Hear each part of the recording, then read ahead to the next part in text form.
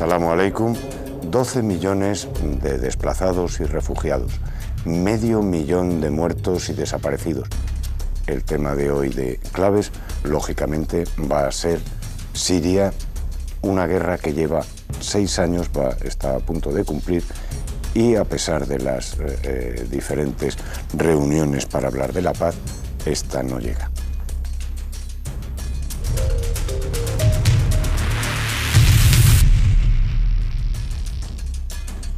Hoy el tema es Siria, la guerra de 6 años, y para hablar de ello tenemos a Gabriel Julán, periodista y miembro de Corriente Roja. Si nos puedes explicar brevemente qué es Corriente Roja y luego daremos paso a un vídeo. Muy bien. Primeramente, muchas gracias, Jaime, por la invitación a venir aquí al programa. Corriente Roja es una organización política socialista formada por trabajadores y trabajadoras, con presencia en el movimiento sindical, estudiantil, en las luchas. Y desde que empezó la revolución y la lucha popular en Siria, nosotros estamos también dando apoyo y prestando nuestra solidaridad al pueblo sirio. Pues muchas gracias por tu presentación y vamos a dar paso a unas imágenes. Adelante.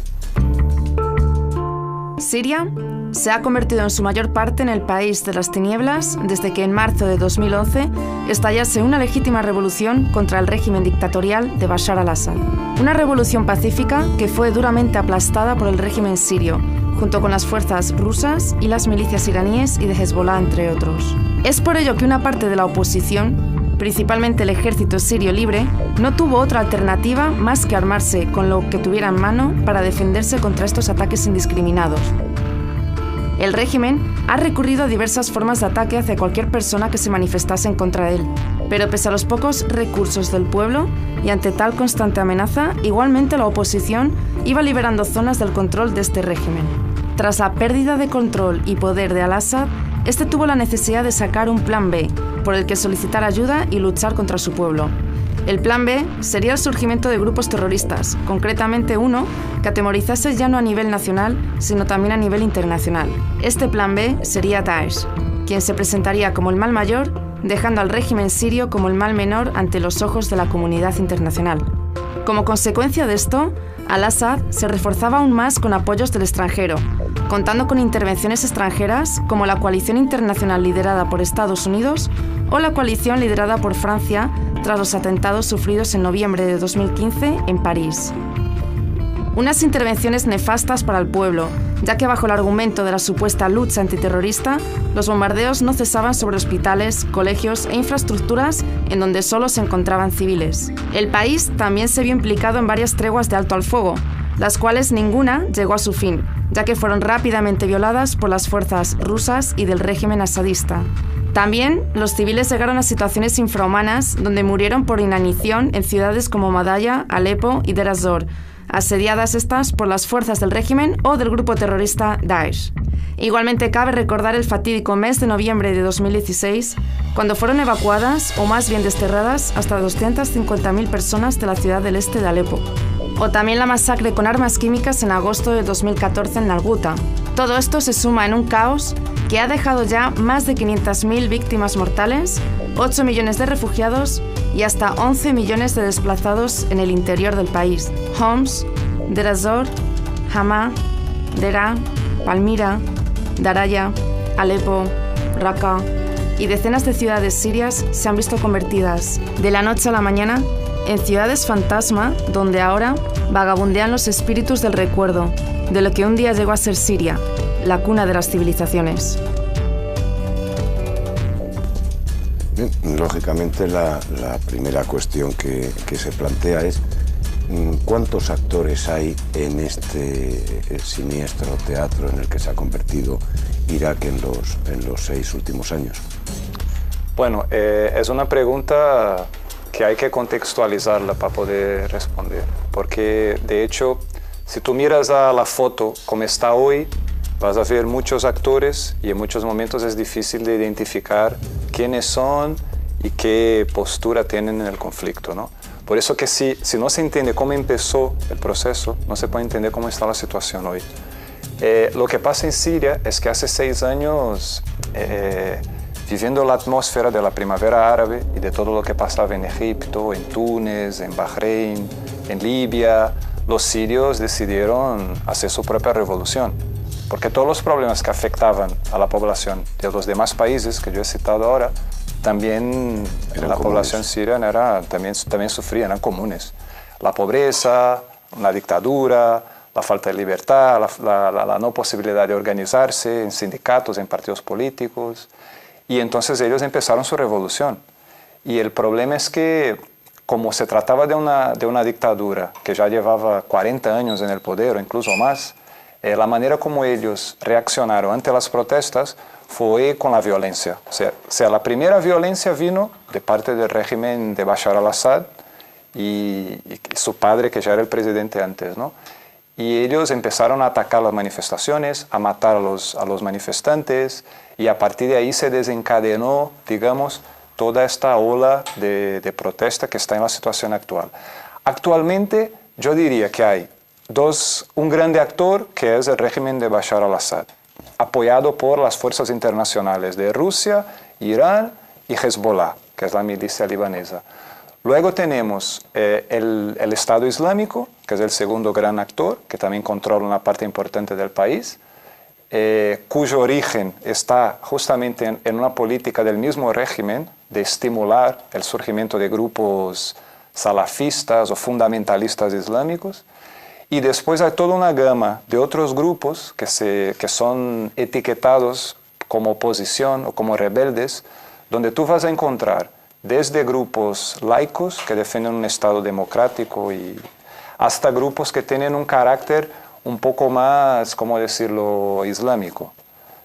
Pero que hay grupos islámicos también de muchos matices. O sea, que tú no puedes decir un grupo islámico y quedarse con esa definición. Tienes que entender qué dicen ellos, qué defienden, si defienden después traspasar el poder a un gobierno democrático o no. Entonces yo clasificaría de 3 grandes actores.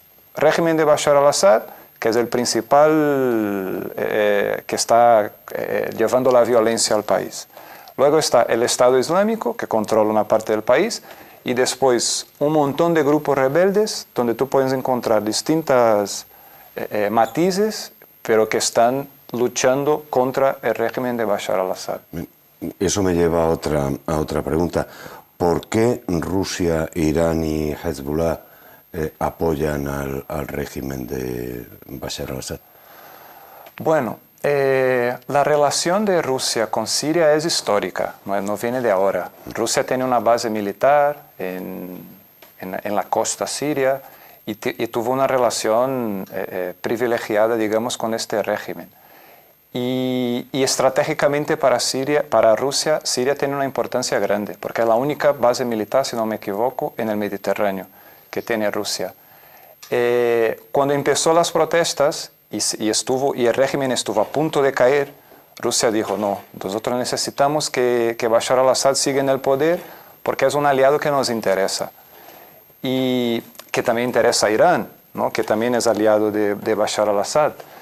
Y por otro lado, ya habían entrado otras fuerzas y otros países que ya estaban, digamos, interviniendo en este proceso, que forman el otro eje, digamos, de la geopolítica del Medio Oriente, que es Turquía, Arabia Saudí, Qatar, estos países. Entonces, la intervención rusa en el país hace poco más de un año, que fue determinante para cambiar el curso de la guerra, tuvo que ver con eso, porque ellos no querían que este régimen fuera derrotado, que cayera, porque no tenían muy claro qué vendría a sustituirlo y cómo sería este nuevo gobierno que saldría de ahí. Entonces es más o menos por eso. No, hay una cuestión curiosa que une a Irak y a Irán, o les diferencia. Así como en Siria es un gobierno chií con una mayoría suní, en cambio en Irak sucedía lo contrario con Saddam Hussein. Sí. Aparte que los dos formaron un mismo partido, el partido Baas, pero el de Siria era de corte más bien próximo a los comunistas, es decir, a Rusia, mientras que el de Saddam Hussein era más proclive a los intereses norteamericanos. Sí. ¿Eso cómo ha influido en estas dos en guerras tan parecidas y tan diferentes?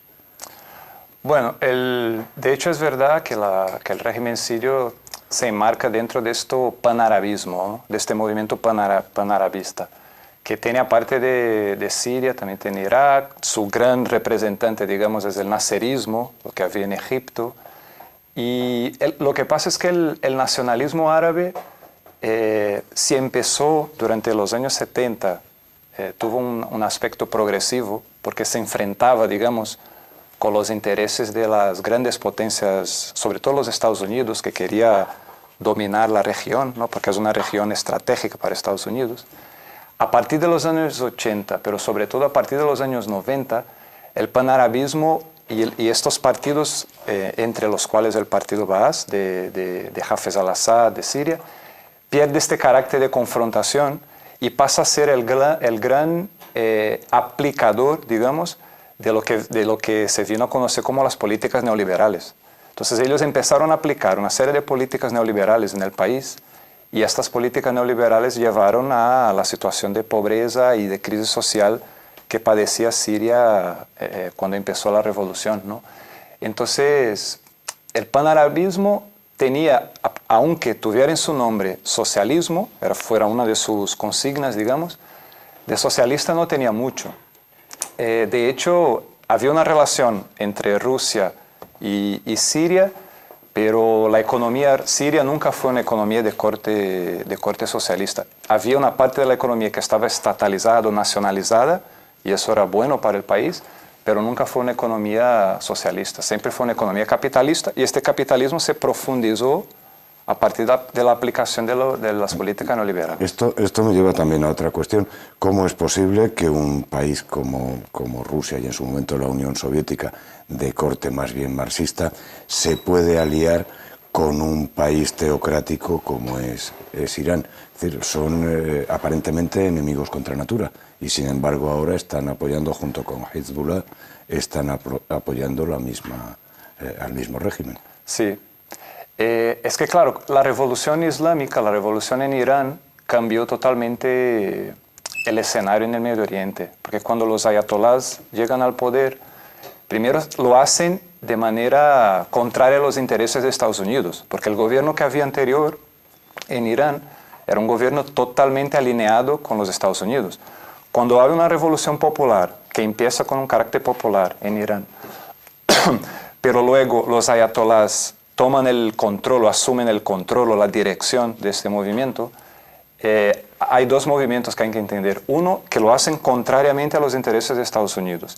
Y segundo, que implementan una dictadura de corte islámico que hasta hoy está en el poder. Entonces, por eso tienen como este carácter de enfrentamiento con Estados Unidos y acaban que en algunos momentos se alinean con Rusia por esta cuestión geopolítica, digamos, de la Guerra Fría. Pero después que acaba la Guerra Fría, eso todo se relativiza mucho, ¿eh? Esta división mundial tan bipolarizada como teníamos antes, ahora ya no podemos hablar de esta manera, digamos. Bien, ya tenemos la parte oficial que estaría representada por al-Assad y sus aliados, Rusia, Irán y Hezbollah. Vamos a pasar al Daesh. ¿Qué pinta el Daesh en todo esto? ¿A quién le interesa? ¿Quién les arma? ¿Y quién gestiona sus dineros? Esa es una pregunta clave, en mi opinión, para entender lo que está sucediendo en Siria. El origen de Daesh viene de cuando hubo la invasión de la Unión Soviética a Afganistán. Y ahí en este momento Estados Unidos empieza a armar una serie de grupos de este carácter salafista, wahabista, que después se conoció como en el Islam político, ¿no? Entonces, Estados Unidos fue el primer actor internacional que impulsó y que incentivó el surgimiento de estos grupos. A partir del surgimiento de estos grupos en Afganistán, cuando se da la invasión de Irak por parte de Estados Unidos, estos grupos asumen un papel muy importante en la lucha contra la ocupación de Estados Unidos de Irak y ahí ganan una cierta popularidad. Esto se suma a lo que yo te había dicho antes, de que el panarabismo o los partidos nacionalistas árabes empiezan a aplicar una serie de políticas neoliberales. Entonces, una parte de la población empieza a mirar a estos grupos como representantes de los intereses de la gente común contra los invasores, contra los grandes países internacionales que solo quieren colonizar. Entonces, de ahí viene este movimiento que después va a desembocar en el Daesh. Y el Daesh viene de la gente que controlaba o que son los líderes de Daesh, se conocieron en las prisiones de Irak. Eran prisioneros políticos de Estados Unidos y a partir de ahí crean su grupo en Irak que después entra en Siria. Entonces, el origen de todo eso, en mi opinión, es la decadencia del panarabismo y, por otro lado, el papel de Estados Unidos cuando se da la invasión de Afganistán por la Unión Soviética. Estos grupos. Hay quien dice, comentaristas políticos, que no se ha resuelto antes la guerra de Siria porque así se tiene concentrados a todos los posibles, a los radicales en un solo lugar y se evita así que se expandan en forma de lobos solitarios por el resto del mundo. ¿Es correcto? ¿Es una falacia? Yo creo que este argumento no tiene mucho que ver con la realidad, porque sí, que se concentran muchos grupos ahí, pero la concentración de estos grupos ahí se da por una política consciente, sobre todo del régimen, de crear este caos, porque no interesaba que una lucha popular fuera victoriosa. Pero el elemento determinante para entender la situación actual es que una revolución que empezó con un carácter social se encontró con tantos enemigos y con tanta gente que no aceptaba que esta revolución fuera más allá, digamos. Y entonces todos se pusieron en contra de la lucha popular, no solo el régimen de Bashar al-Assad, pero las grandes potencias mundiales, los grupos fundamentalistas islámicos, todos ellos empezaron a tener, todos los países de la región y otros más a escala internacional, empezaron a tener agendas propias ahí. Y la única agenda que no estaba en ninguno de esos actores era la agenda por la cual empezaron las movilizaciones, que era justicia, que tengamos democracia y que tengamos pan y trabajo para comer. O sea, ninguno de los actores quería eso. Todos tenían sus proyectos, pero el proyecto más importante de la gente, ese no estaba presente. Pues muchas gracias, Gabriel Julán, por esta explicación a posteriori y contándonos un poco de la historia y de dónde viene, porque si no sería imposible saber qué es lo que está sucediendo en Siria. Pues así, con tus palabras, terminamos esta nueva edición de Claves que hemos dedicado hoy a la crisis y a la guerra de Siria. Pasamos a publicidad.